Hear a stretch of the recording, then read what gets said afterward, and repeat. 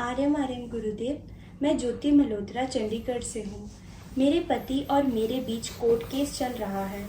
मैं अपने पिता के यहाँ रहती हूँ। मैं आपकी वीडियो लगभग पिछले 2 साल से देख रही हूँ। कई उपाय भी किए हैं जिनसे बहुत लाभ मिला है। अगर दूर रहकर इतना लाभ मिल सकता है तो आश्रम में रहकर उपाय करने से कितना बड़ा लाभ मिल जाता होगा। मेरे पास रहने के लिए कोई जगह नहीं है। मैंने अंक संख्या नंबर 612 देखा है, जिससे मुझे पता चला है कि 10 लाख रुपए जमा करके आश्रम में हमारे रहने के लिए घर बनाया जा सकता है। मेरा एक भाई है जो इस समय लगभग 56 वर्ष का है। उसने शादी नहीं की है। वह भी आपकी वीडियो देखकर बहुत प्रभावित हुआ है। क्या हम दोनों भाई बहन 20 लाख रुपए जमा करके आश्रम में जीवन भर रहने, खाने पीने और सभी तरह के पूजा पाठों में शामिल होने की सुविधा प्राप्त कर सकते हैं?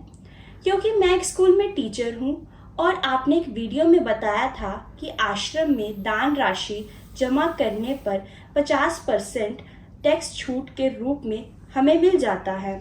तो क्या हम ये लाभ भी प्राप्त कर सकते हैं? काफ़ी खोजने पर भी YouTube चैनल पर आपकी पेमेंट डिटेल्स नहीं दिख रही हैं। हम इस सुविधा को कैसे प्राप्त करें और क्या हम आश्रम में आकर भी भुगतान कर सकते हैं? आप कृपया मार्गदर्शन कीजिए। आपकी बहुत कृपा होगी। आपकी शिष्या ज्योति मल्होत्रा चंडीगढ़ से। खुश रहो प्रिय ज्योति, हार्दिक आशीष, बहुत शुभकामनाएं। हमने जब आश्रम का प्रकल्प शुरू किया और उसके कुछ समय बाद भी हमने ये सोचा, जैसे लोगों के बहुत सारे विचार आते हैं, बहुत सारी बातें पहुंचती हैं और उसमें एक ये बात रहती है कि उनके जीवन में और कैसे बेहतरी को शामिल किया जा सकता है। तो एक एसएफएस आधार पर, सेल्फ फाइनेंसिंग स्कीम के आधार पर, जिसमें अब स्वयं वित्त पोषित जिसको हम बोलते हैं हिंदी में, हमने एक प्रकल्प सोचा था, एक योजना ऐसी बनाई थी कि कुछ लोगों को, अधिकाधिक लोगों को सेवादार के रूप में और सहयोगी के रूप में और आश्रम के एक मुख्य सहायक के रूप में हम संबद्ध करें। और ये सोच करके एक विचार हमने ऐसा बनाया था। ट्रस्ट के लोगों के साथ बैठ करके जब इसे विचार विमर्श हुआ तो उन्होंने कहा ऐसा हम कर सकते हैं। तो मूलतः तो मेरा थॉट इसके बारे में बहुत ज़्यादा स्पष्ट नहीं था, पर फिर भी कई सारे जनों ने एक बात कही तो हमने वो सोचा था कि कर लेते हैं इसको। तो इसमें सबसे 2-3-4 बिंदु हैं जिन पर मैं आपसे बात करना चाहूँगा, आपको बताना चाहूँगा। सबसे पहले तो आप किसी भी तरह का, अगर कहीं कोई डिटेल हमारी है भी, तो किसी भी प्रकार का कोई भी भुगतान आप हमें ना भेजें। आप हमें एक भी रुपया ना भेजें। सबसे पहले तो आप ये नोट कर लें, अगर आपको कहीं से कोई डिटेल मिल भी जाती है तो। दूसरी बात ये है कि ये अनुभव बहुत प्रीतिकर नहीं रहा, बहुत अच्छा नहीं रहा। इसमें कोई आश्रम को कोई विशेष लाभ की दृष्टि नहीं थी कि आश्रम को कुछ इससे फायदा पहुंचता हो। इसमें जातक के फायदे का जो विचार था वो सर्वोपरि था। लेकिन जो जातक हैं वो, जैसे आप भी, आपके लिए एक विकल्प के रूप में आप इसको चुन रहे हैं। ये आपकी प्राथमिक इच्छा या ये आपकी एक अंतिम इच्छा नहीं है कि आप अपने जीवन का जो एक एक्सट्रीमली, मतलब बुरा मत मानना मेरी बात का, पर आपका ये कोई अंतिम निर्णय नहीं है कि आप इसको उस तरह से लें। और इसमें आपको जो परिस्थिति जन्य सिचुएशंस हैं उनमें आपको एक स्पेस चाहिए जिस वजह से आप आश्रम को चुनना चाहती हैं। तो ये थोड़ा सा हमारे मोटिव से, हमारे उद्देश्यों से, हमारे मैनिफेस्टो से थोड़ा सा डिफर हो जाता है। इसमें हमने सोचा ये था कि ऐसे प्रेमी जन, ऐसे अच्छे लोग जो ईश्वरीय प्रार्थनाओं में बहुत सक्रियता के साथ रहना चाहते हों, जो आश्रम से संबंधित सभी प्रकल्पों में सेवा देना चाहते हों, जो आश्रम, मतलब जो काम हम कर रहे हैं, चाहे वो गार्डनिंग का है, चाहे वो कुकिंग का है, चाहे वो किसी भी तरह का कार्य है, उन तमाम तरह के कार्यों में वो सेवा सहयोग दें और फिर एक परिवार की तरह वो साथ में रहें। तो उसमें जो जैसा भी आश्रम में जो खाना पीना है वो सभी का है, सभी उसको ग्रहण करते हैं, आप भी करें। जो भी व्यवस्था है जैसा भी है उसमें बहुत सारे रैकरिंग खर्चे हो जाते हैं। जैसे एक बार आपने 10 लाख रुपए एक कॉटेज बनाया, पहली बात तो 10 लाख में कॉटेज बनती नहीं, बड़ा मुश्किल कर करा के उसको निर्माण अगर कराने भी चलें तो आप शहरों में देखिए कि क्या उसका हिसाब बनता है। 1 BHK भी 40-50 लाख रुपए से कम में बड़े शहरों में नहीं बनता। लेकिन चलो उसमें जमीन भी, अगर आप सोच लें कि आश्रम के पास तो जमीन है, उसको तो पैसा उसमें शामिल था ही नहीं। सिर्फ कंस्ट्रक्शन की एक अमाउंट अगर हम क्लब भी कर लें तो उतने में नहीं बनता, ज्यादा में बनता है। वो अब तो मुद्दा ही नहीं रहा है कितने में बनता है कितने में नहीं बनता। फिर उसके बाद उसके रेकरिंग खर्चे शुरू हो जाते हैं।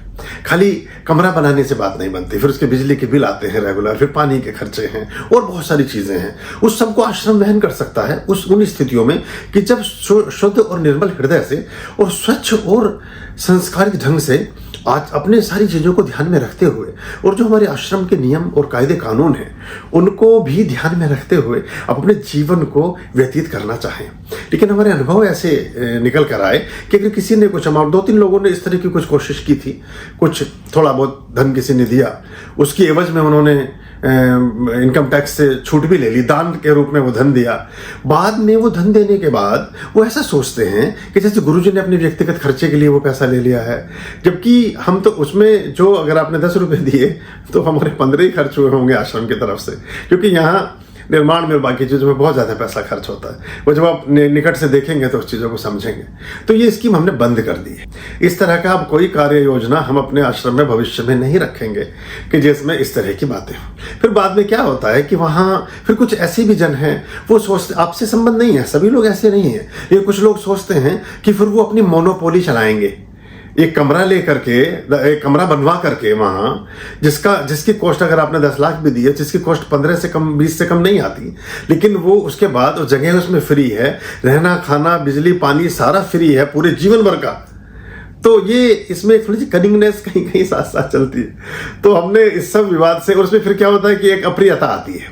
पहले बहुत अच्छा संबंध है, अभी आपसे हमारी दुआ सलाम बहुत अच्छी है, वो भी खत्म होती है अनावश्यक, इसका कोई लेना देना नहीं, ना हमें उससे कोई फायदा है ना हमें उससे कोई लाभ है। आपको लाभ देने के लिए कोई चीज़ हमने सोची और वो लाभ आप लेना नहीं चाहते, या वहां रहकर आप अपने मन मुताबिक चीज़ों को करना चाहते हैं, वो बड़ा मुश्किल हो जाता है।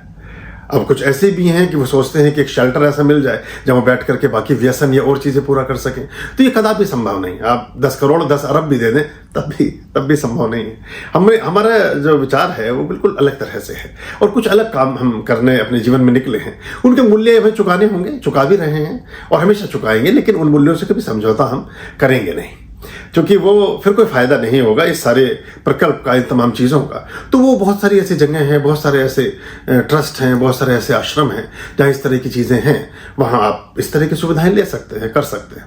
तो उसमें फिर संबंध भी खत्म होते हैं।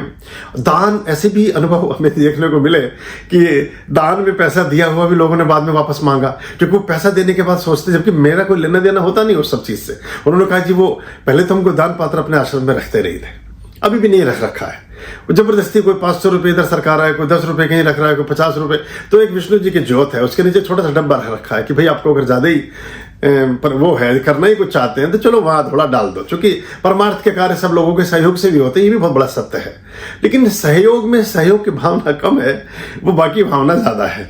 और लोग सोचते हैं कि फिर हमने 10,000 रुपये या 50,000 रुपये 20,000 रुपये दे करके जैसे हमने कोई पूरी व्यवस्था को खरीद लिया है, और या फिर अब वो वहां हमारी मन मुताबिक सब चीजें चलनी शुरू हो जाएं। ये बड़ा मुश्किल है, ये बड़ा असंभव है। तो ऐसी चीजों में पहले दिन भी हम गलत, मतलब आप जो भी व्यक्ति ऐसे प्रकल्प में जुड़ना चाहते हैं वो उसमें भी गलत होते हैं। बाद में जब वो अपने मन मुताबिक कोई क्रिया करना चाहते हैं तब भी वो गलत होते हैं। फिर जब वो पृथक हो जाते हैं और पृथक होकर के फिर वो पैसे की मांग शुरू कर देते हैं, तो वो पैसा जो आपने दान दिया, जो ट्रस्ट के नाते उसको नोटिफिकेशन में डाल करके उसको इनकम टैक्स रिटर्न में शो कर दिया गया, उसका बेनिफिट सरकार ने आपको दे दिया, 50% का आपने लाभ भी ले लिया। उसके बाद 2-4 साल बाद, 6 महीने बाद वो अपने पैसे की डिमांड करना शुरू कर देते हैं। तो वो पैसा किसी ऐसी मद में नहीं है जिससे आश्रम को कोई आय की प्राप्ति होती हो, या आश्रम के किसी व्यक्ति ने या आश्रम के किसी संयोगी ने या किसी ट्रस्टी ने उसको अपने निजी जीवन में इस्तेमाल कर लिया हो।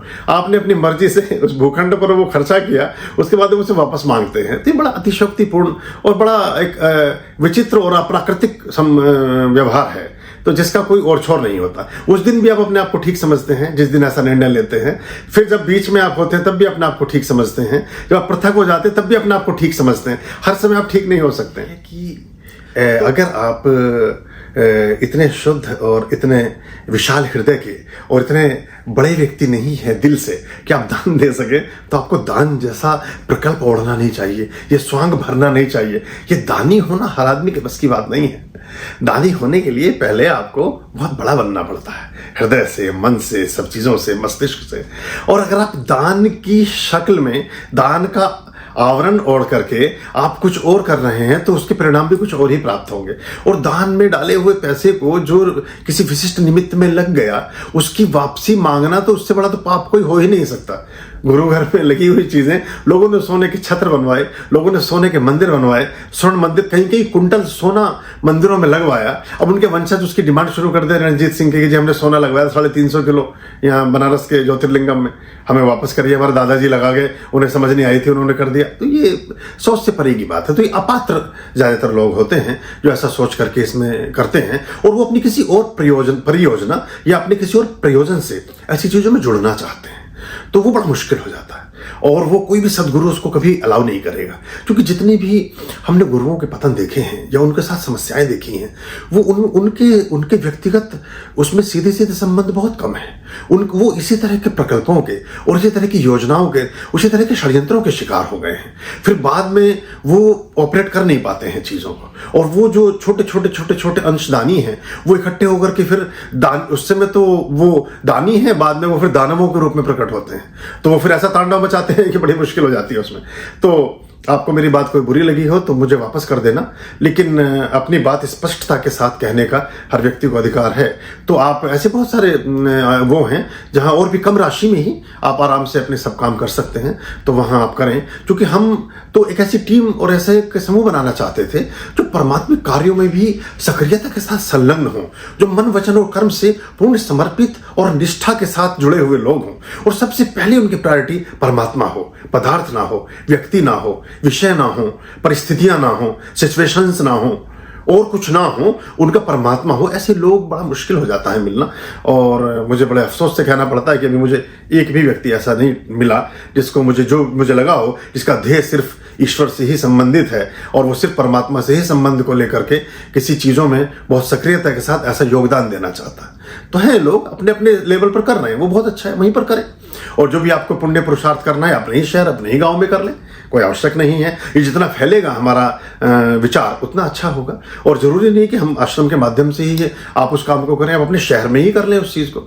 जितनी चीज़ें हम करते हैं, जो भी परमार्थ के कार्य हमारे आश्रम में चल रहे हैं, पक्षियों का भंडारा चल रहा है, गांव के लोगों का भंडारा चल रहा है, और बहुत सारे प्रकल्प हैं जिनमें हम कार्य कर रहे हैं, वो सब आप अपने गांव गली में ही रहते कर सकते हैं। उसके लिए आवश्यक नहीं है कि आप हमारे साथ जुड़ के ही करें, वो ज़्यादा अच्छा होगा। हर गांव गली में ये विचार फलीभूत होगा, फलित होगा, तो उससे और सुख का उदय होगा और अधिकाधिक लोगों तक वो चीज़ें पहुंच सकेंगी। तो पता नहीं आपको कैसा लगेगा ये मेरी बात, पर ये हमें अपनी बात भी आपसे बतानी और कहनी चाहिए। तो मैं अपनी तरफ से एक थोड़ी स्पष्टता और पारदर्शिता रखना चाहता हूँ कि कम से कम कल को आपको ये ना हो कि हमने आपके साथ कोई झूठ बोला या आपको कोई ऐसी बात कही कि जो बात थी नहीं और आपसे कह दी, और फिर उस बात से हम अपनी बात से कभी भी किसी बात से अलग नहीं हुए। जो हमने पहले दिन कहा, तो अभी ये योजना हमने पूरी तरह से बंद कर दी है और शायद इसको कभी भी प्रारंभ नहीं करेंगे। हमें एक भी रुपया किसी व्यक्ति से आश्रम के किसी निर्माण कार्य में नहीं चाहिए। वो जो भी जैसा चलेगा, जितनी परमात्मा को आवश्यकता होगी उस आधार पर आश्रम का विस्तार और विकास होगा। और ऐसे लोगों से तो बिल्कुल भी नहीं चाहिए जो देकर के या तो अपने मन मुताबिक फिर पूरे आश्रम को हाँकना चाहें या चलाना चाहें, वो मुश्किल है, बहुत ज़्यादा मुश्किल है। और ऐसे लोगों से भी नहीं चाहिए कि जो कल को फिर उसे आज अपनी किसी योजना के तहत प्रविष्ट होना चाहते हैं, कल को योजना की पूर्ति ना होती देख फिर अपने धन की मांग शुरू कर देते हैं, उनसे भी नहीं चाहिए, क्योंकि वो धन उस समय उस मद में खर्च हो जाता है। और फिर बाद में हमारे पास ऐसा धन नहीं होता कि हम उठा करके आपको उन चीज़ों में उसको वापस करें और ये सब करें, उससे संबंध अलग खराब हो जाता है। तो ये ऐसा ही ठीक है जैसा चल रहा है। अपने घर पर बैठे बैठे सारे उपाय करें, अपने घर पर बैठे बैठे दिए जगाएं, सारे काम करें। इतनी सारी चीज़ें हमने डाल रखी हैं, उनको कर लें। और जो हमारे बड़े अनुष्ठान होते हैं वो तो सब निःशुल्क हैं ही। उनमें आप आएँ, शामिल हों, बैठें, उस तरह से करें। होताओं के लिए जरूर एक क्रम हमने बनाया है, लेकिन बाकी जनता के लिए तो फ्री ही है। अगर 1500 लोग इकट्ठे होते हैं तो 50 होता है भी, तो 1450 तो लोग उसमें जो है वो निःशुल्क वाले ही हैं। तो ऐसा करके आप उसमें शामिल हो सकते हैं, उसके लाभ आपको बराबर मिलेंगे। आप जहाँ हैं और हमारी सारी शिक्षाओं को, हमारी सारी बातों को, हमारी सारी देशनाओं को अपने जीवन में आत्मसात करते हैं, तो ऐसे ही मान के चलें कि हमारे संग साथ ही आप हैं और हमारे साथ ही आप रह रहे हैं। तो ये थोड़ा सा कुछ घरों को, कुछ गुरु घरों को, कुछ ऐसे स्थानों को अपनी मैनिपुलेशन से, बाकी चीज़ों से अगर छोड़ देंगे तो अच्छा होगा। वैसे तो हमारा स्पष्ट कंसेप्ट है, पर कभी कभी 1% ऐसी चीज़ें लोगों के साथ हम सोचते हैं कि शायद ये ऐसा नहीं होगा, लेकिन प्राय उसमें हमारा अनुभव ऐसा रहा कि बाद में फिर वो आदमी कुछ और नहीं करता, वो पैसे की मांग शुरू कर देता है। या तो उसके अनुसार आप चलें, पूरा आश्रम उस आदमी के मन के मुताबिक चले, और या उसके पैसे वापस दो। दोनों ही स्थितियां खराब हो जाती हैं। अगर उसके मन के मुताबिक हम चलेंगे तो सारा ही प्रकल्प बनाना बेकार है, व्यर्थ है। ये सब चीज़ें खराब हो जाती हैं और फिर आप अपने मूल्यों से, अपने सारी चीज़ों से, अपने सारे जो भी आप लेकर चले हैं उन सबसे पृथक और अलग हो जाते हैं। और अगर आप नहीं करते हैं तो ऐसा भी नहीं होता कि आपने किसी ने कोई पैसा दिया तो तुरंत आप उसको वापस कर दें, क्योंकि वो पैसा तो इन्वेस्ट हो गया। आप अपने धरती में या मकान में किसी सिंह में लगा दिया तो उसमें बड़ी मुश्किल हो जाती है। तो इससे बचें और स्वयं भी बचें और हमें भी बचाएं। खुश रहिए। बहुत आशीष, बहुत शुभकामनाएं। ओम नमः शिवाय। आर्याम अभयाम भज रे